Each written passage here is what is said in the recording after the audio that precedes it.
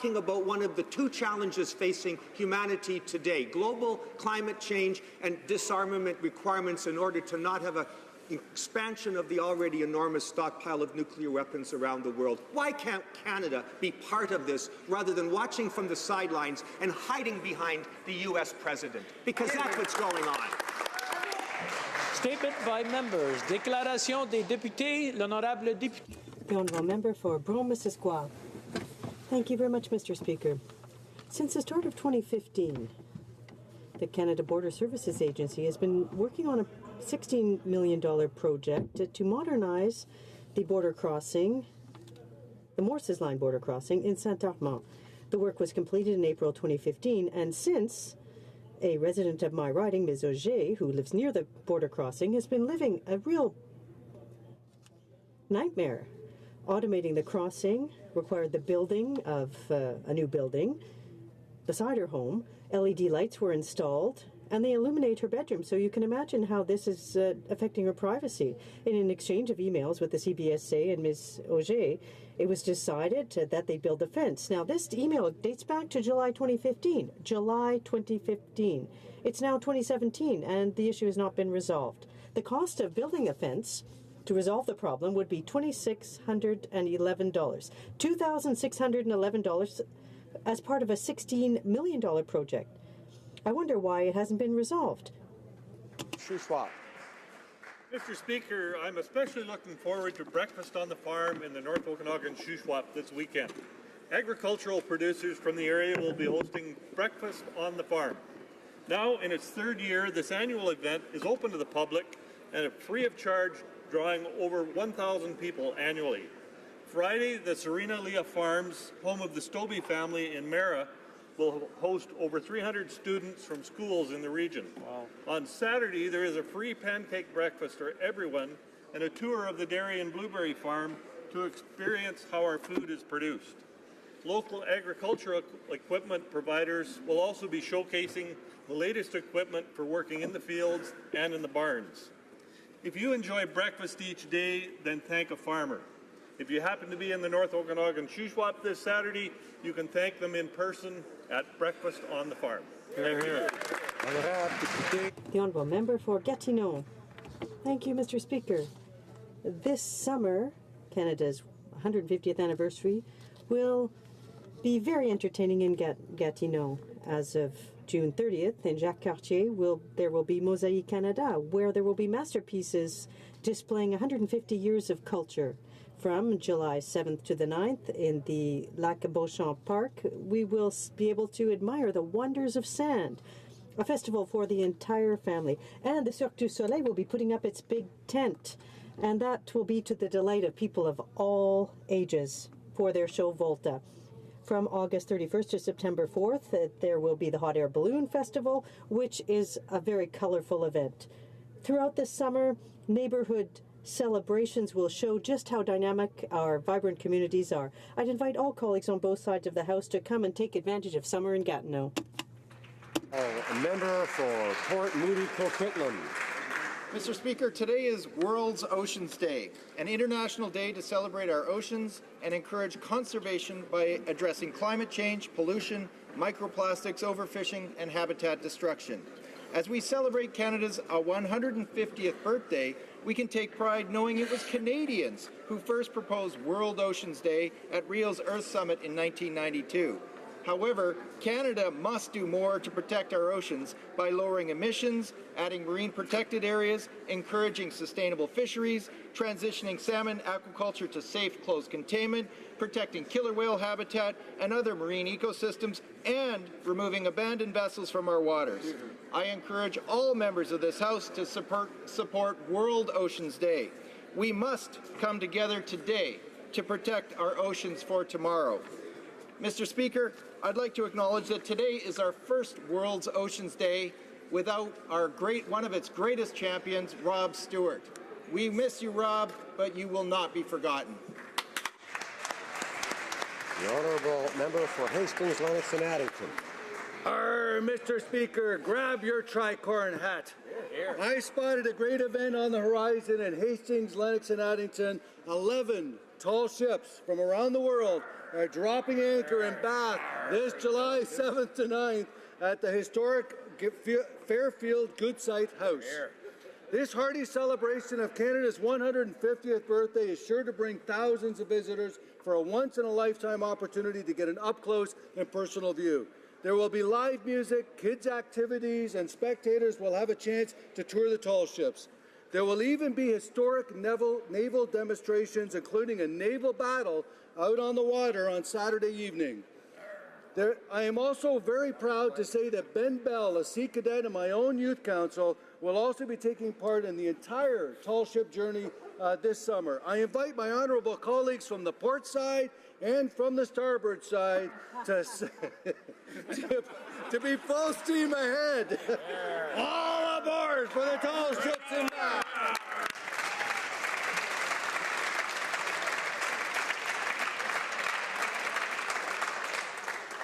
Starboard and port. The member for Provencher. Mr. Speaker, 150 years ago our forefathers wrestled with the question, how will we describe this vast new Canada of ours? The term Kingdom of Canada was suggested, but that didn't quite fit.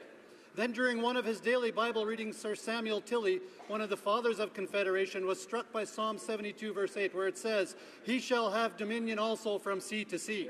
And Mr. Speaker, God's hand has indeed been over the Dominion of Canada ever since.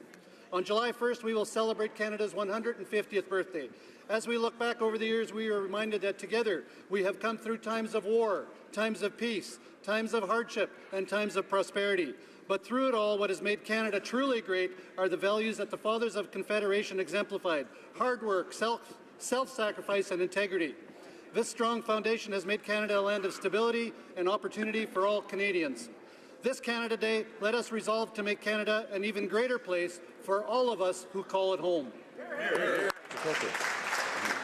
The honourable member for Cambridge. Thank you, Mr. Speaker. I rise today to celebrate the Portuguese Day festivities in Cambridge. They started last weekend with the Portuguese Holy Spirit Festival. Many came out to support the over 10,000 Portuguese community members in my riding. The festivities continue this weekend with the Portuguese parade and flag raising.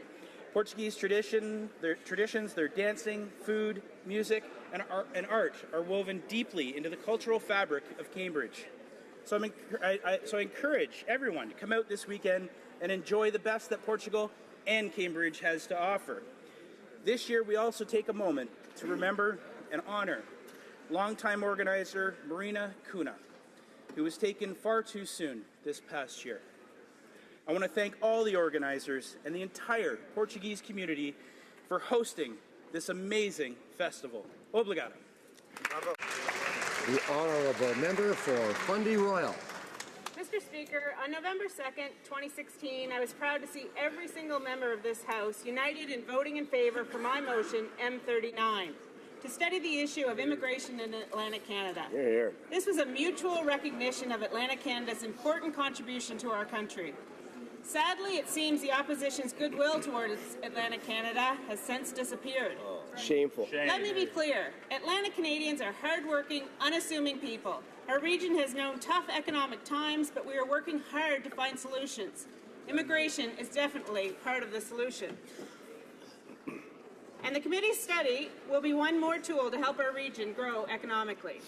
I'm saddened to see the members of the opposition filibuster this important study and show such disrespect for Atlantic Canada. Shame. The fact that the Conservatives and the NDP are playing political games with the economic well-being of Atlantic Canada is nothing short of shameful. It is shameful. I ask my colleagues opposite, end the political games, and let's all work together to support Atlantic Canada. Bravo. The honourable member for Yellowhead.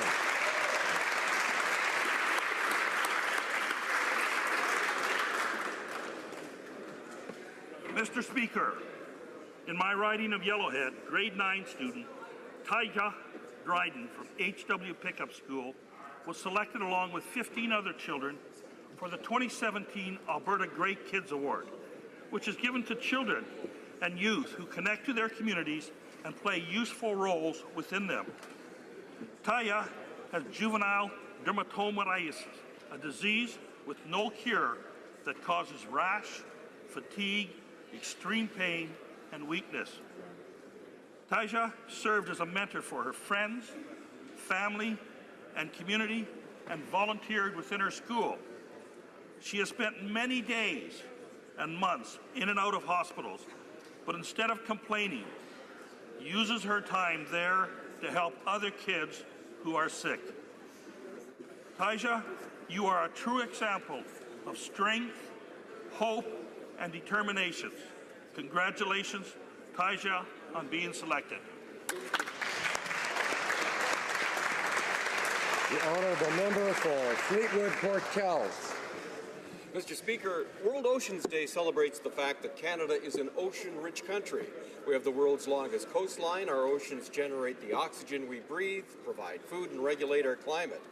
This morning, our Minister of Fisheries and Oceans announced the new St. Anne's Bank Marine Protected Area east of Cape Breton, protecting over 100 species and important habitat for several commercial fish stocks.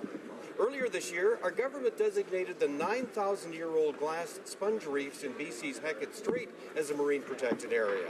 And we've identified a new, biggest to date, 140,000 square kilometer area of interest in the offshore Pacific bioregion. All on target to protect 5% of Canada's oceans by year's end. Plus, a new $75 million coastal restoration fund to restore and rebuild important habitat for fish stocks so important to our coastal communities. It all adds up, if you will, to a great toast to the health of Canada's oceans on this important day. Honourable member for Willowdale. Mr. Speaker, everyone in this House was shocked and saddened to hear of the brutal terrorist attack in Tehran yesterday. The 12 dead and dozens injured were peace-loving mothers, wives and sisters, and innocent fathers, brothers and sons. Today we remember, as we do all victims of senseless hatred. I'd like to thank our Minister of Foreign Affairs for her categorical condemnation of this latest atrocity. The attack in Tehran follows on the recent heels of similarly barbaric and heart-wrenching attacks in London, Kabul, and Baghdad. Canada will always stand with the innocent victims of terrorist attacks whenever and wherever this evil scourge rears its ugly head. Thank you, Mr. Speaker. And you have Député de Beauport-Limoilou. The Honourable Member for Beauport-Limoilou. Thank you, Mr. Speaker. It's with great pleasure that I invite the members of my riding to the second Members' Summer Celebration, which will take place on July 8th from 10 to 4 at the Domaine de Mazeret. In order to satisfy the appetites of all, we'll be having hot dogs, corn, chips, and sweets between 11 and 2. And this event will take place regardless of the weather because we have a tent as well as the chalet at the Domaine de Mazeret in the event of bad weather. There will also be activities throughout the day, including music for all tastes, as well as lots of games for people of all ages. Don't miss this event this summer. Last year, I'd like to point out that we attracted some 2,000 visitors. And if Mother Nature cooperates this year, hopefully we can bring that up to 3,000. Thank you, and I hope to see you all coming out to the member celebration on July 8th. For Brampton South. Mr. Speaker, as one of 92 women in this place, I want to highlight the work our government is doing to promote gender equality and especially women's empowerment. In each action we take, gender-based analysis is a key part of the plan. I want to commend our feminist Prime Minister and our Cabinet for the work they are doing on this topic. The Finance Minister published the first ever gender statement in Budget 2017. The Minister of the Status of Women is working hard for women's empowerment. The Minister of National Defense included gender-based analysis in the new defense policy. And the Justice Minister announced changes to our legal system to further protect women. And the list goes on. With the leadership of this government and the national organization like Equal Voice, we are on the right track towards gender equality. Mr. Speaker, as a mother of 2 daughters, I'm very proud of the difference we are making for the next generation of Canadian women. Thanks, Mr. Speaker. The Honourable Member for Saint-Hyacinthe-Magog. I'd like to pay tribute to an organization, the Saint-Hyacinthe 1st Cadet Corps, the oldest in the country, which this year is celebrating its 185th anniversary. very active and involved. In the present and the past, this organization displays and represents the history of Canada. Many well-known people have been members of this cadet corps. The 21st and 20th premiers of Quebec, Daniel Johnson Sr. and Jean-Jacques Bertrand, were members of the Saint-Hyacinthe 1st Cadet Corps. This historic group is a true source of pride for people in my region. I'd like to thank all volunteers who have worked to instill respect, discipline, and the need for mutual assistance in our young people by emphasizing leadership, physical education, civic duties. So this program helps young people to become active members of their communities. Their motto is Amour, Honneur, Gloire. Love, Honor, Gloria. Thank you very much to the Cadet Corps. Member for Red Deer Mountain View. Mr. Speaker, I'm proud to recognize one of Red Deer Mountain View's outstanding community leaders, a lifelong friend and neighbor, Gloria Beck. Last week, Gloria was named Red Deer's Citizen of the Year at the Rotary Club's annual gala. As the owner of Parkland Nurseries and Garden Center, Gloria has enriched our lives with not only the beauty of nature, but also as a shining example of how one cares for the less fortunate. She has touched the lives of so many of her fellow Albertans through her work with numerous local charities like Habitat for Humanity, the Women's Shelter, local food banks, and the Cancer Society. She's also been a great supporter of Red Deer College and has been an outstanding director on the Olds College board, as noted by outgoing Olds College President Tom Thompson. Gloria was also the first female president of the Downtown Rotary Club, as well as the first female president of the International Garden Center Associations. Mr. Speaker, on behalf of all Albertans, I salute Gloria Beck. She makes us all proud. The honourable member for Richmond Hill. Mr. Speaker, Canada strongly condemns the recent terrorist attacks in Tehran, including those committed at the Iranian parliament. We grieve the deaths and the injuries sustained by many civilians and deplore the targeting of innocent Iranians. Our thoughts and sympathies at this time are with the people of Iran. The timing of these attacks carried out during the holy month of Ramadan is an offense to the spirit of this sacred period. Mr. Speaker, I join Canadians in my riding of Richmond Hill and with all Canadians in condemning this attack. Canada remains unwavering in the global fight against terrorism and the hatred on which it's based. پیام ما به ملت بزرگ ایران. امروز ما با شما همدردیم و همیشه در کنار شما خواهیم بود. Thank you.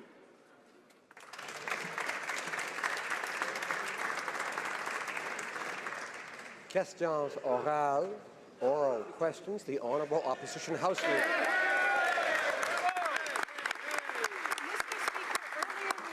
The Foreign Affairs Minister gave a major speech on Canada's foreign policy, but she failed to mention Canada's foreign policy with respect to China. Now we know why. The Minister of Industry was quietly approving a Chinese takeover deal of Vancouver-based Norsat International, a company who builds satellite receivers for NATO. Mr. Speaker, why is the Prime Minister so eager to sell our military technology to Beijing? Good question. Honourable Minister of Innovation. Mr. Speaker, we take the protection of national security very, very seriously. We never have and never will compromise on national security. All investments reviewed under the Investment Canada Act are screened by Canada's national security agencies. And the national security community conducted a rigorous review and confirmed that security procedures and safeguards are in place that are keeping with our high standards, Mr. Speaker. We always have and always will protect our national security. Opposition House Leader. Well, Mr. Speaker, it gets worse. Normally, any deal involving this type of satellite technology would be subject to a formal national security review. But in a very troubling development, the industry minister decided that a national security review wasn't necessary for this Chinese takeover. Mr. Speaker, Canadian national security interests are at stake here. Why did the Prime Minister allow this sale to China to go ahead without the comprehensive security review that it needed? Honourable Minister of Innovation. Mr. Speaker, the process was followed under the Investment Canada Act. And as I've stated before, we never have and never will compromise our national security. And when it comes to our economic agenda and our overall Investment Canada Act regime, we're being very clear that in order to grow the economy and create jobs, we must be open to investments. We must be open to trade. We must be open to people. This is good for Canada. This is good for our economy, Mr. Speaker. And we will always defend the middle class and those working hard to join it. Honourable Opposition House Leader. This is shocking, Mr. Speaker. Hytera Communications has previously been accused of large-scale theft of intellectual property, and the UK has raised major red flags when Hytera tried to acquire a similar British company. Richard Fadden, the former head of CSIS, said that he would have recommended a full-fledged national security review of this deal. Why is the Prime Minister allowing his fascination with China and his overwhelming desire to appease them to cloud his judgment on the national security of our country? The Honourable Minister of Innovation. Mr. Speaker, under the Investment Canada Act, all transactions are subject to a national security review. So we followed the process. It was a rigorous process. And let's be clear, Mr. Speaker, we've been very clear when it comes to the economy, when it comes to growth in jobs, we're open to investment, trade, and people. We always have and always will make sure that we never, ever compromise our national security. The honourable member for Louis Saint Laurent. Mr. Speaker, I don't think the government realizes what a gaffe, what a blunder they're committing. This morning we learned that the Liberal government is allowing a Chinese investors to buy a Vancouver high-tech firm without a thorough national security review. The process was not properly followed. Is this the Prime Minister's way of thanking the Chinese billionaires who paid top dollar to meet with him privately? Mr. Speaker, I don't agree with my friend and colleague. It was followed under the Investment Canada Act. We've always followed the law. We've made sure that we listen to our national security agencies and the experts and the advice they give us. Based on that advice and the feedback, we make decisions accordingly. We never have and never will compromise on national security, and we've also been very clear that we're open to investments in order to make sure we grow our economy and create good quality jobs for the middle class. The honourable member for Louis Saint Laurent. Mr. Speaker, the company in question doesn't make shoes. They make high technology products that are used by the U.S. Defense Department and NATO countries. It's very precious, sensitive technology, and it hasn't been properly reviewed. Why has the government fallen down on its task? The Honourable Minister. I want to take this opportunity to correct the record because the member opposite is saying that this particular transaction was not subject to a national security review. That is not the case. All transactions under the Investment Canada Act are subject to a national security review. We have followed the process, Mr. Speaker. We've done our due diligence. We've consulted the national security agencies, and we will make sure that we never have and never will compromise our national security. And at the same time, we're committed to growing our economy by making sure that we're open to investment, trade, and people, Mr. Speaker. The honourable member for Outremont.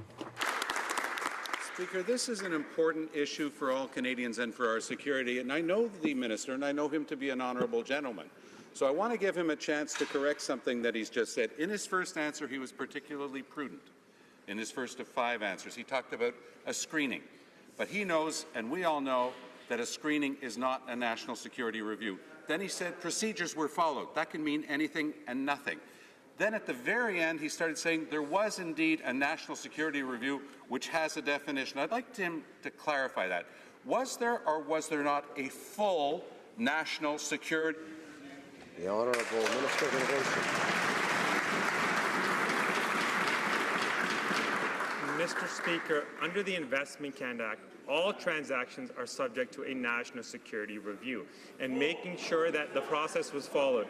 So under this particular transaction, and as I said, all transactions, we followed the law. We made sure we did our homework, we did our due diligence, and any feedback that we receive from the national security agencies is taken seriously and taken into account before we make a decision.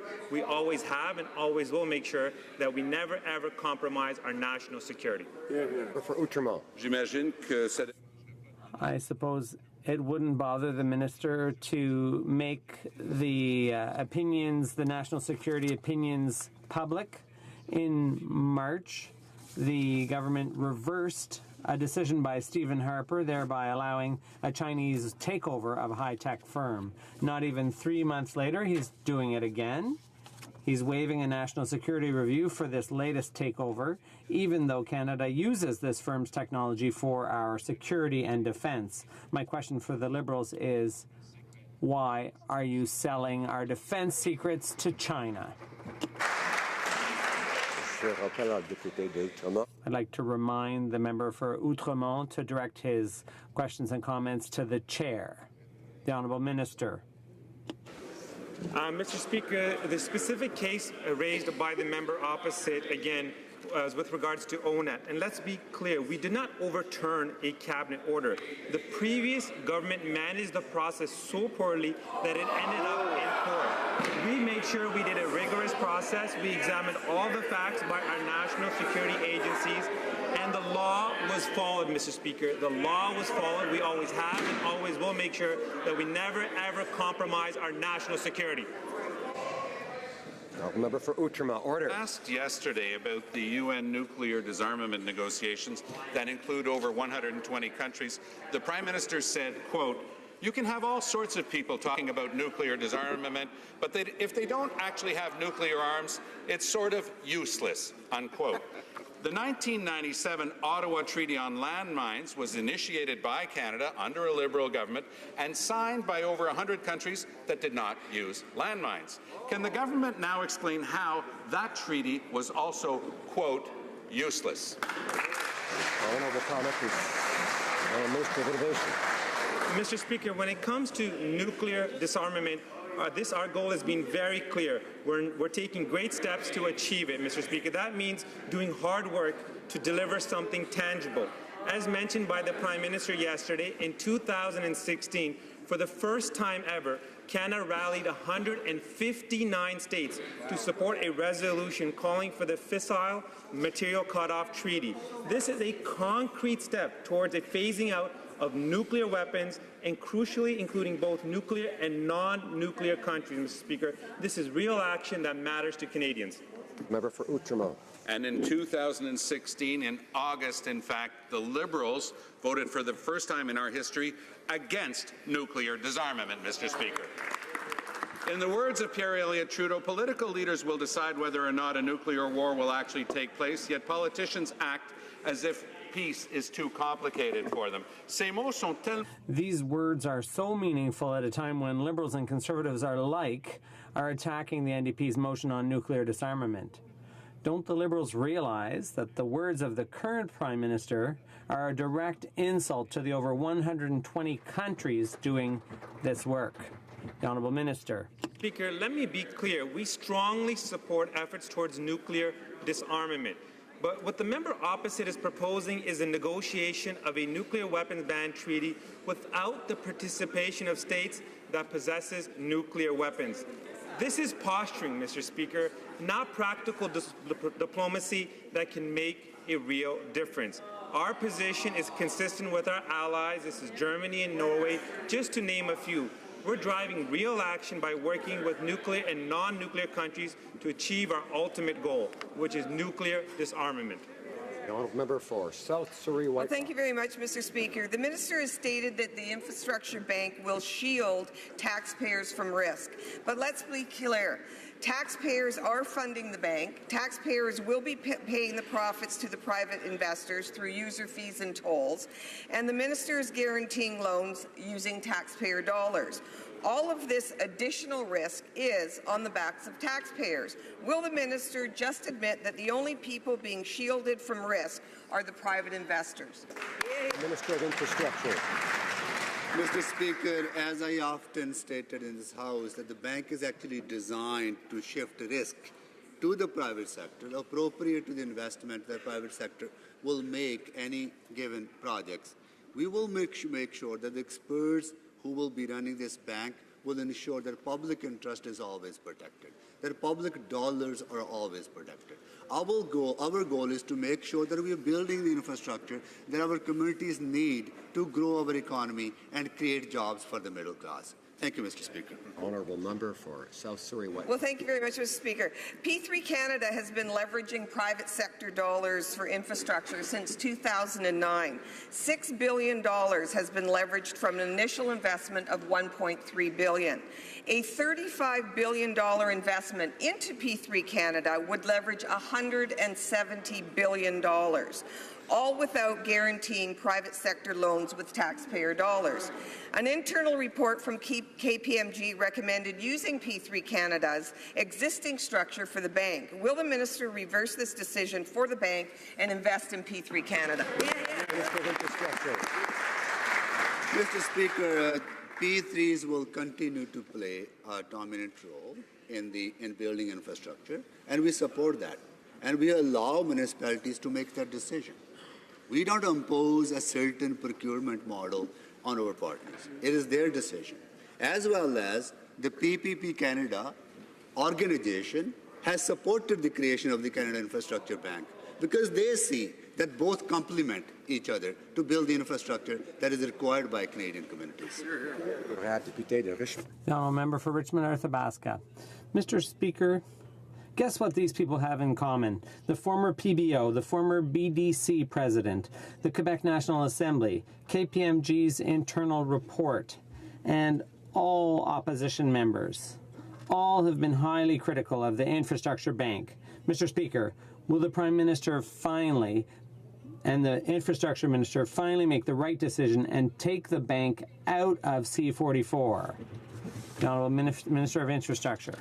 Mr. Speaker, very reputable Canadian pension funds such as Canada Pension Plan Investment Board, teachers, Amers, Caisse de Dépôt, Alberta Investment Management Corporation, they invest in international infrastructure. They invest in infrastructure in other countries.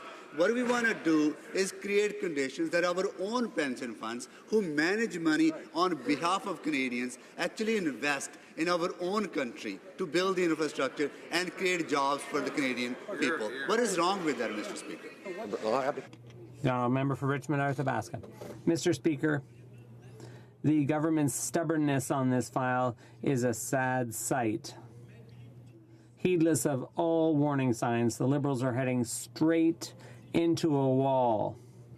And who's going to pay for this $35 billion error in judgment? The taxpayer, directly.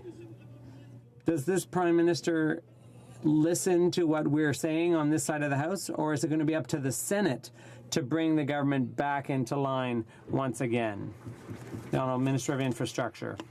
Mr. Speaker, during the process to create the Canada Infrastructure Bank, we consulted extensively with municipalities, with the provinces, with the stakeholders, with investors. And we all understand that in order to mobilize private capital, in order to build the infrastructure, we need to create a right governance structure, which is arm's length, a Crown Corporation, but at the same time accountable to this government, through the Parliament, to the people of Canada, because we want to undertake projects that serve public interest and bring the public good. Thank you, Mr. Speaker.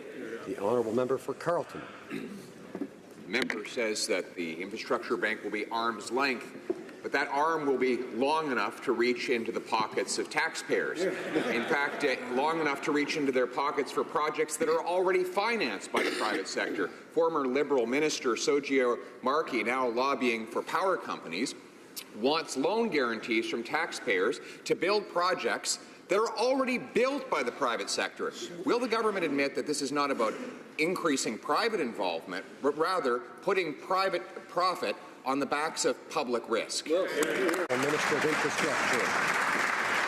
Well, Mr. Speaker, we have put forward a very ambitious, bold plan to build Canadian community infrastructure, tripling the investment compared to the previous government's meager commitment to building infrastructure. We understand that if you mobilize private capital, we can undertake projects that will never get built. That is the vision that we have, and that's exactly what we want to do by mobilizing our pension funds to invest in our own country. Honourable member for Carleton. Last year, an employee for Shared Services Canada received an access to information request for all documents containing the word Liberal Party. The employee released 12 documents and deleted 398. It is an offence under Section 67 of the Access to Information Act to destroy documents that have been requested under the Act. The matter has been referred to the Attorney General. I wonder if the Attorney General will recuse herself, given that it is a Liberal Party matter, and let the Director of Public Prosecutions decide whether to prosecute the matter. Secretary to Minister of Public Services and Procurement. Mr. Speaker, our government expects our employees to meet the highest level of ethical behaviour and decision-making. Shared Services Canada took this situation very seriously and immediately launched an investigation of the situation and notified the Information Commissioner. And of course, as is normal, this matter has been referred to the Attorney General of Canada. Thank you. The honourable member for Drummond.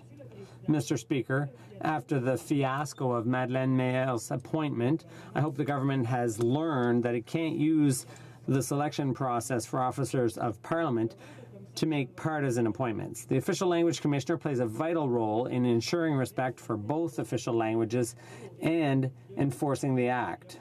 And the Commissioner works for Parliament, not for the Prime Minister. Will the government commit today to respect the process set out in the Official Languages Act and consult genuine consultations with the opposition leaders? The Honourable Parliamentary Secretary. Merci, Monsieur le Président. Thank you, Mr. Speaker. We promised Canadians a new, in-depth, merit-based, open process, and that's exactly what we did. Ms. Meilleur's skills were recognized at every step of the way. Her career was built on defending the interests of official languages communities and leadership in that area. More information will be made available in the days to come. Mr. Speaker, after all the repetitious nonsense, can the Liberals now acknowledge that appointing a partisan commissioner without real consultation will result in unnecessary scandal and is a waste of Parliament's time? After the embarrassing withdrawal of Madame Meilleur's nomination, will the Liberals work with us to make sure this never happens again? And will the Liberals do the right thing and commit today to a new process that ensures meaningful consultation before any officer of the House is nominated? Yes or no? The Honourable Parliamentary Secretary to the Minister of Community Heritage. Mr. Speaker, our government promised Canadians a rigorous, open and merit-based process for public appointments, and we are keeping that commitment. At no point in this process were Madame Meilleur's qualifications questioned. She's been a fierce advocate of the official languages communities. We hope that she continues her advocacy on this important file, and more information will be available in the days to come. Honourable member for Barrie Innisfil. And how'd that work out for you? The Liberals tried to put a Liberal donor in a partisan in a position that would have allowed them to have any real oversight. The process was a train wreck, and responsibility for it lies directly with the Prime Minister, Gerald Butts, Katie Telford, and the Heritage Minister. You can bet that had this appointment occurred, the dominoes would have fallen quickly to fill the other vacant non-partisan positions with Liberal insiders. Can the Prime Minister tell us if his backroom political operatives are making new deals to fill the vacant parliamentary officer positions? The Honourable Government House Leader. Sir, as I have shared with all members and as well as Canadians, that we have put into place a new open, transparent, merit-based appointment process where we actually look at gender parity. We look at Canada's 2 official languages. We are looking for highly qualified candidates. Any positions that are available online so that Canadians can apply. This is a new process that we committed to Canadians. We will continue to deliver on our commitments. Excellent. Thank you, Mr. Speaker. Excellent. Honourable member for Barrie Innisfil. Well, during the election, the Prime Minister promised oversight watchdogs would be accountable only to Parliament, not the government of the day. Like many things this Prime Minister has promised, those promises are proving worthless. Playing political games with these appointments call into question the legitimacy of Liberal motives. For example, The Ethics Commissioner term is up in 30 days, and there's no word on her replacement. Now, that makes one wonder whether the Prime Minister wants the investigation into his questionable ethics to go away with Mrs. Dawson's retirement. Mr. Speaker, can the Liberals give us a reason why they haven't moved to fill this position? Good question. The Honourable Government House Leader. Mr. Speaker, we will always appreciate the work that officers of Parliament do, and that's why we have committed to always working with them. Any information that is required in regards to the cases, we will be more than willing to provide. The Prime Minister has said that. I have said that. When it comes to the appointment process, we have introduced a new, open, transparent, merit-based appointment process, and I encourage all Canadians to apply for open positions that are all posted online. Thank you, Mr. Speaker. The honourable member for Lévis-Lotbinière. Mr. Speaker, after the botched appointment process for the position of Official Languages Commissioner, Canadians have the right to know what will be the criteria for the appointments of future officers of Parliament. Mr. Speaker, will Canadians get the non-partisan process they legitimately expect, or will being a Liberal Party donor be the one and only criterion in the appointment process for the next Ethics Commissioner? The Honourable Government House Leader. Mr. Speaker, we have set up a new appointment process which is open, transparent, and merit-based.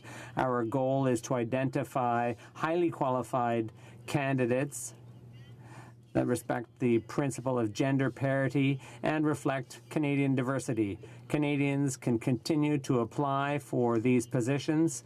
The application forms are available online. Thank you, Mr. Speaker. To give the Minister of Innovation one more chance on this one, because I'm very troubled by how there are two answers being given in the House today. Despite the fact that Norsat actually sells technology to NAV Canada, which is in charge of our air traffic, the minister said to the Globe and Mail that it was decided in the security screening analysis that an in-depth security review by CSIS and the Department of National Defence was not necessary. So will he tell us once and for all in this House, is he relying upon a flimsy screening analysis, and why did he not allow for a full in-depth review? Honourable Minister of Innovation. Mr. Speaker, I'm relying on the same process that was followed by the previous government and by that member. We will always follow the law under the Investment Canada Act. The process is very clear. All transactions are subject to a national security review. We made sure we followed the process, we did do our due diligence, we did our homework, and we heard very loud and clear from the feedback given by our national security agencies before we make any decision. We have never, and we never will, compromise on our national security. The Honourable Member for Port Moody Coquitlam. Order. Today is World Oceans Day, a day to acknowledge our important relationship with our oceans. In BC, understanding salmon is a direct link to understanding our oceans.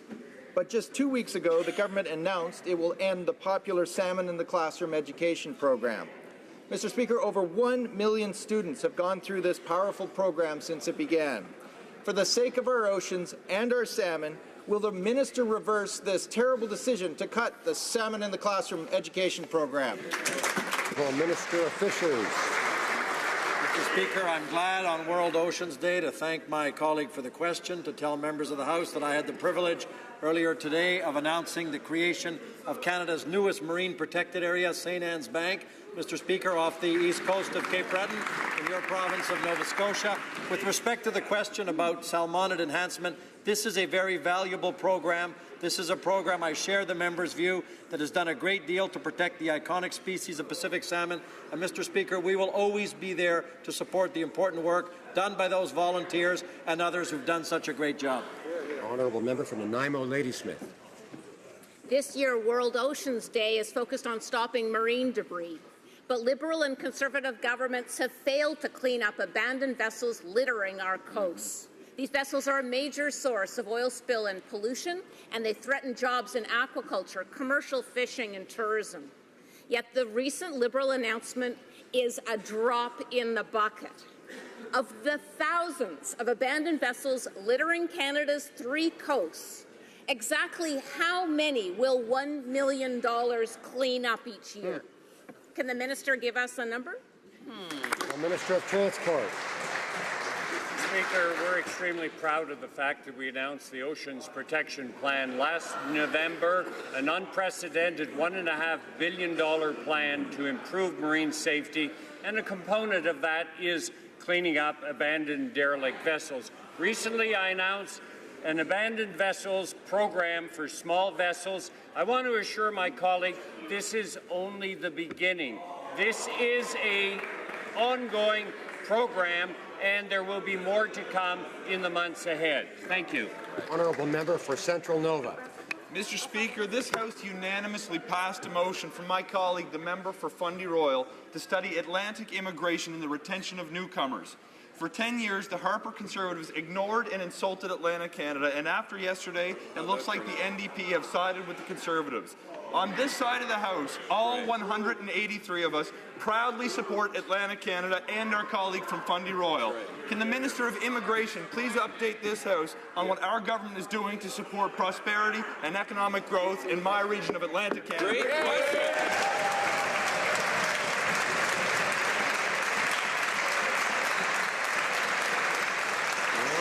Minister of Immigration. Mr. Speaker, I want to thank my 32 colleagues from Atlantic Canada for their strong leadership and advocacy. L'immigration est un moteur de la croissance. Our process is based on economic growth. Pilot program as part of the Atlantic Growth Strategy. This program will attract and retain skilled newcomers and through an innovative partnership with employers, provincial governments, and settlement agencies. Mr. Speaker, regardless of whether you're from Toronto, Vancouver, or Calgary, the success and vitality of Atlantic Canada is essential for all Canadians. The Honourable Member for Selkirk, Interlake, Eastman. Mr. Speaker, yesterday the Defence Minister presented Canadians a book of empty promises. In 2 years, the Liberals have failed to deliver a single piece of military equipment, and they don't plan on buying anything for our troops until after the next election. Now, the Prime Minister already believes that our troops are appropriately provisioned. The Defence Minister can't explain where the money's going to come from, and when the Defence Minister was asked about this yesterday, he said, well, go ask the Defence Minister. So I will. Where is the money going to come from? Honourable Parliamentary Secretary. Mr. Speaker, allow me first of all to congratulate the Minister for having led the biggest defence consultation in 20 years and for having passionately defended his new defence policy. In the years to come, thanks to this policy, a major change is coming. The Canadian Armed Forces will be fully funded. Over 70%. The budget will go up by over 70% in the coming 10 years. An extra many billions of dollars. The Honourable Member for Charlebourg-Saint-Charles. And I'd like to thank the Minister for accepting the majority of the recommendations from the Conservatives in his new defence policy. Unfortunately, Mr. Speaker, there's a little problem when it comes to the Liberals' accounting architecture. On page 11 of the policy, they tell us that the costing is transparent and indeed that it's fully costed. Well, somebody should tell the Minister of Finance, because yesterday he didn't know that. Can the Minister of Finance or Defence please confirm to this House that the defence budget is indeed confirmed and tell us exactly where the money's going to come from? The Honourable Parliamentary Secretary. Mr. Speaker, our defence policy has been rigorously costed. It's realistic and affordable. The costing was supported by external experts, and our methodology was studied by 5 external accounting firms. The necessary funding to support this policy has been budgeted and will come from the financial framework. Peace River, Northern Rockies. Thank you, Mr. Speaker. The Liberals' dithering on the softwood lumber file just keeps getting worse. We learned this week that Obama's visit, expected to result in the signing of the softwood lumber agreement, cost Canadians $4.8 million, with nothing to show for it, while hundreds of thousands of good-paying Canadian jobs are being lost and at risk. And now we find out that lumber remanufacturers are paying twice as much as regular mills. Why is the Prime Minister refusing to protect the softwood lumber industry, specifically our remanufacturers? Parliamentary Secretary for Natural Resources. Thank you, Mr. Speaker. Canada's forest industry sustains hundreds of thousands of good-paying jobs across our country. Our government will continue to fight vigorously to defend the interests of Canadian workers and companies in the face of actions taken by the U.S. that are completely without merit. We are taking decisive and immediate action to help Canadians who are affected by these unfair and punitive damages. We are making investments to diversify forest products and markets for our producers, supporting workers, and providing financial products and services on commercial terms. We stand firmly behind the Canadian forest industry and are supporting their long-term health and prosperity. Thank you. The Honourable Member for Portneuf-Jacques-Cartier. Mr. Speaker, on the softwood lumber file, we don't want just any agreement. As they say, we want an agreement that works for our industry. So why, as soon as the American surcharge was announced, was the government of Quebec able to announce the same day to an aid program to support industry? Yet it took Ottawa 6 weeks to cough up a federal aid program. Beyond that, Mr. Speaker, this government has had 20 months to negotiate an agreement, and they can't bring home the bacon. How can thousands of Canadian workers trust this Liberal government? 20 months, Mr. Speaker. The Honourable Parliamentary Secretary to the Minister of Foreign Affairs. Mr. Speaker, the Conservative government let this agreement expire. The duties imposed by the American Commerce Agreement are punitive and unfair. We will go before the tribunal and we will win, as we have done every single time this has happened. The Prime Minister spoke with the President at the G7 summit and on a number of other occasions, and we want a good agreement, not just any agreement. It will take some time, but we will win. Thank you, Mr. Speaker. Courtney Alberni. Mr. Speaker, yesterday I asked the Prime Minister if he would support the marine debris cleanup currently underway on Vancouver Island. He responded that the Oceans Protection Plan would help protect our coast. Nice words, Mr. Speaker, but that's all they are. There is no mention of marine debris in the government's Ocean Protection Plan and no money for cleaning it up. As we see more and more cargo traffic off our coast and the level of plastic in the oceans continue to rise, why do the Liberals have no plan to clean up marine debris? The Honourable Minister of Transport. Mr. Speaker, I'm very proud of the fact that our Oceans Protection Plan goes way beyond anything that has ever been done in this country. I recognize that the issue that has been brought up by the member is an issue that is occurring more and more, and it's certainly something that we can look at, but I'm very proud of the fact that we have taken an unprecedented commitment to marine safety on the three coasts of our country. This is a new first for Canada. Thank you. The Honourable Member for Berthier-Maskinongé. Mr. Speaker, less than a month before CETA comes into force, we still don't know anything at all about the administration of the Liberal Transition Plan or the tariff quotas. They promised to fully compensate the dairy sector for losses caused by CETA, but the announced sums are far from doing that, Mr. Speaker. So much so that the government of Quebec says it's ready to delay implementation of CETA because there isn't any real conversation for dairy producers. When will the government act, stand up, and compensate the dairy sector for the losses under CETA? Honourable Minister of Agriculture. Merci, Monsieur le Président. Thank you, Mr. Speaker. Colleagues' question and concern, and our government fully supports the supply management system and will continue to support the supply management system. We have consulted the dairy farmers and the processors across this country for a number of months and come up with a program of $350 million, $250 million so that our dairy farmers can innovate, $100 million so our processors can innovate and be on the cutting edge, Mr. Speaker. So this government has and will continue to make sure that our supply management system continues to thrive in this country. Honourable Member for St. Albert, Edmonton.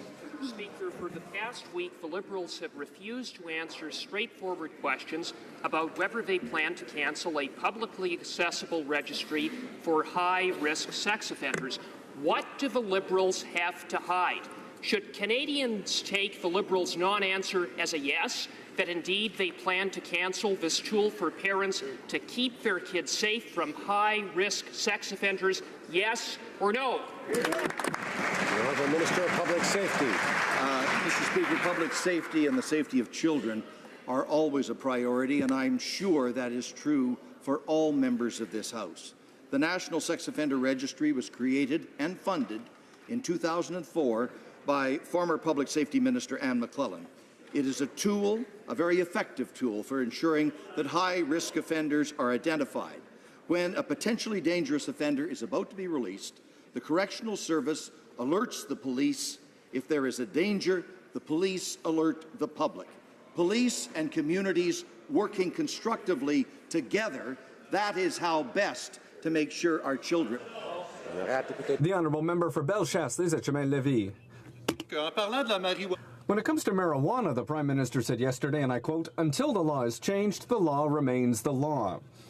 Meanwhile, the implementation of a public registry of sexual predators is the law.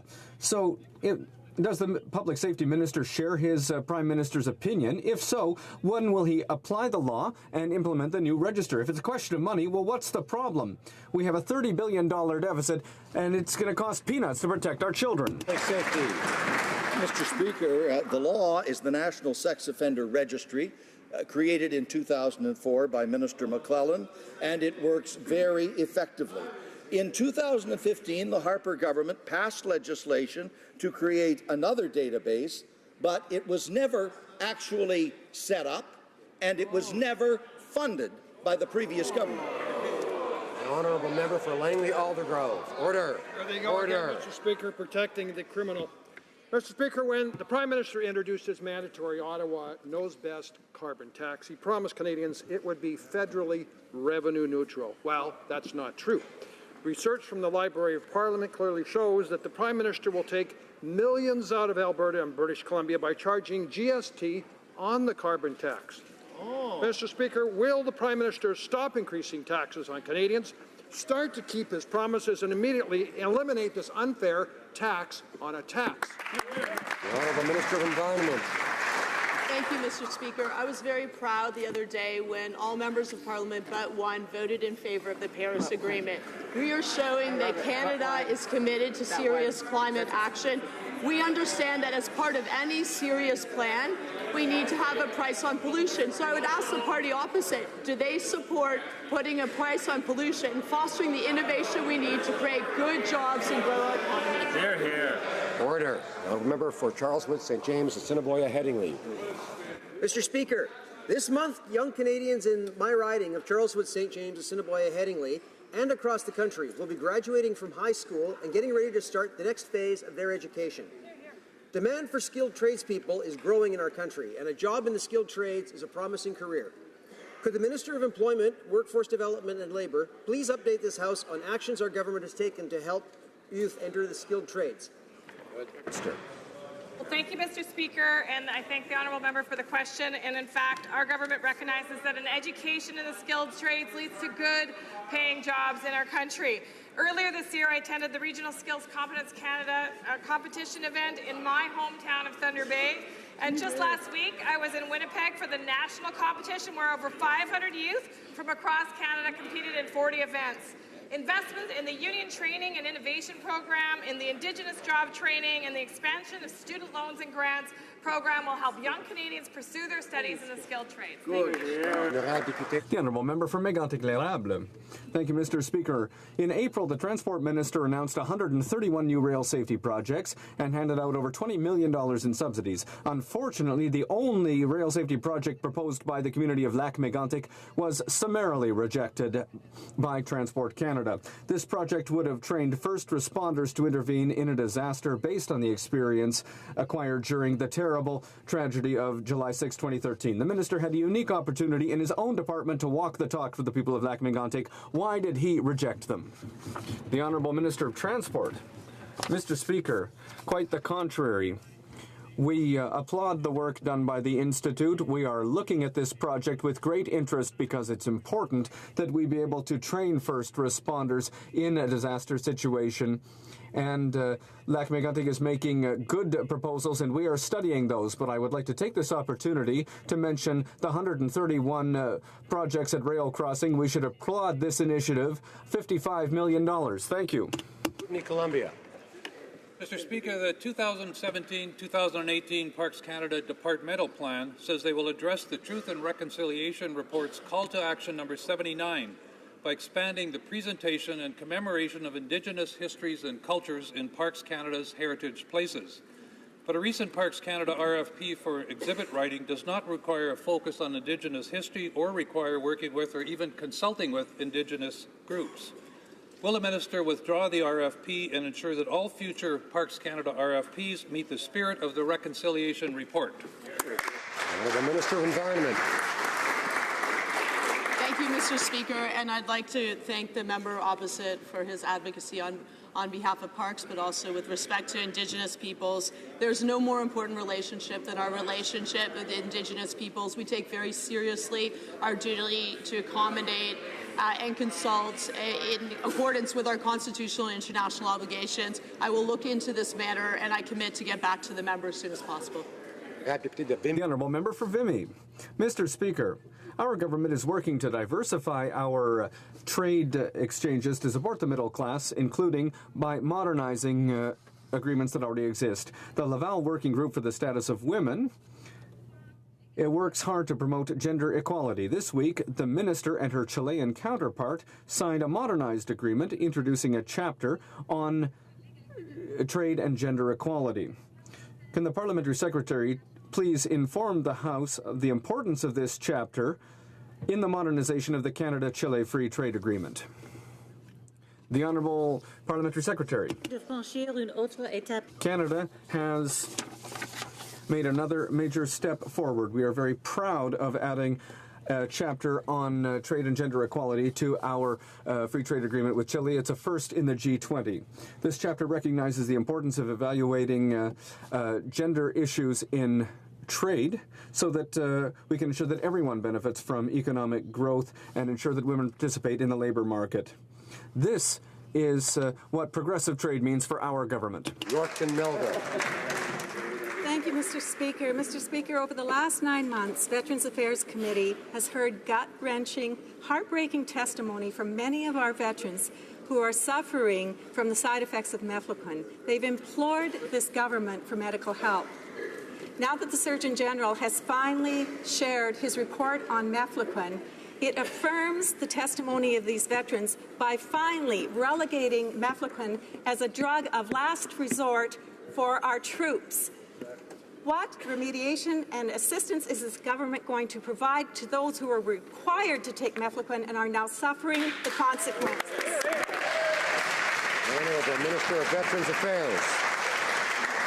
Mr. Speaker, Veterans Affairs works hard each and every day to provide veterans and their families with the care and support they need when and where they need it. Regardless of whether a veteran needs help from any time they have served in our country, whether abroad, whether here at home, whether in service of any kind, Veterans Affairs, we are there to answer the phone, to be there to support and to help them. We encourage anyone who needs help to come forward, and we will be there to assist them through any process that they wish to go through with us. The Honourable Member for Terrebonne. Mr. Speaker, with its new defense policy, the defense minister announced some good things, such as increasing the number of women and promoting diversity in the forces. What the minister didn't do, however, was talk about French as a working language in the Canadian Armed Forces. Not a single word. You're a francophone in the Navy? Well, speak English. In the Special Forces? Speak English. In the national courses, speak English. When will the Minister of the Defense and his department start to respect our francophones and ensure that they can serve in French? The Honourable Parliamentary Secretary. Mr. Speaker, I am very surprised by the question from the Honourable Member because in the riding of Saint-Jean alone, we announced the return of military training at the military college, and the funds have already been set out for that policy, and the announcement has already had an effect. Over 70 new candidates have applied for the courses because they know that there's going to be university training in both languages at the Saint-Jean Military College. The Honourable Member for Terrebonne.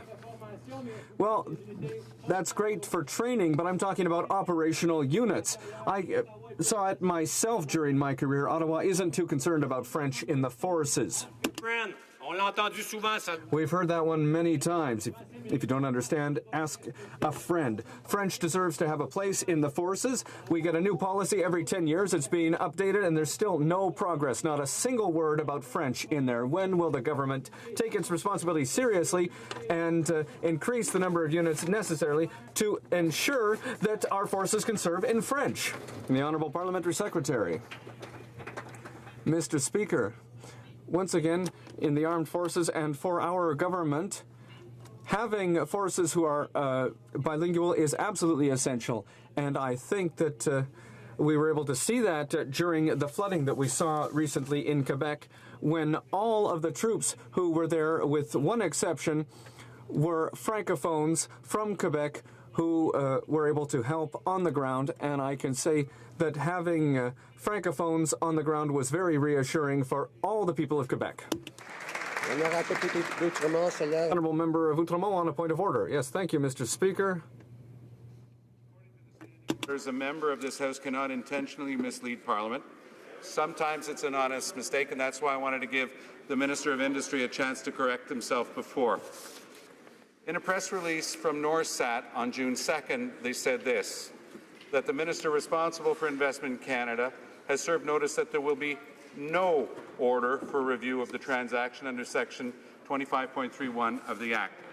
There's a difference between a screening and a systematic, real national security review that has to be ordered by the Minister. He knows that because he's the one who chose not to order a national security review.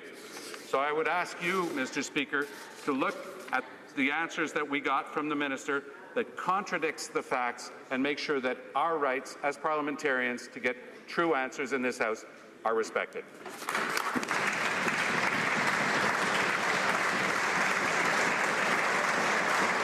The Honourable